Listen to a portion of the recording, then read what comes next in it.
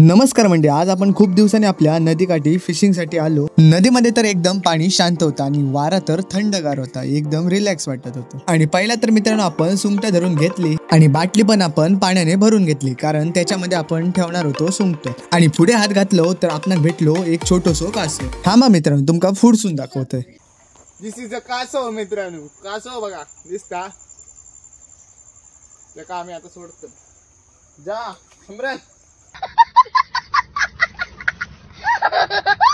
तर मंडळी या कासवाक काय म्हणतं ह्या माका नक्की कमेंट मध्ये सांगा। तर मित्रांनो आपण पोहोचलो गरवण्याच्या स्पॉटवर आणि मित्रांनो आपण खूप दिवसांनी नदी गेलो आणि आपली बोनी बघा कशान झाली ती। मित्रांनो तर फायनली आपल्याला भेटली तांबोशी आणि साईज काय एकदम बारकी नाही, बऱ्यापैकी असं। आणि तांबोशीच्या तोंडातली आपण घरी काढून घेतलो आणि म्हणजे आपला दुसरा काय गावला तर बघा। तर हे का म्हणतात काळुंदा। आणि मित्रांनो तुमच्याकडे हे का काय म्हणतात तर माका नक्की कमेंट करून सांगा। सुरुवात तर आपली चांगलीच चालली, एक तांबोशी आणि एक मोठा काळुंदा। आणि माझ्या बरोबर होतो अंश, त्याची का अजून बोनीच जाग नाही। आणि भाऊ काका पण रॉडने गरय होतो आणि त्यांनी सांगले माझ्यासोबत चल गरव। आणि आपण होडीमध्ये दोघांनी बसान घेतलं आणि होडीमध्ये तर एकदम भारीच वाटावं आणि आपली होडी निघाली खाली जा।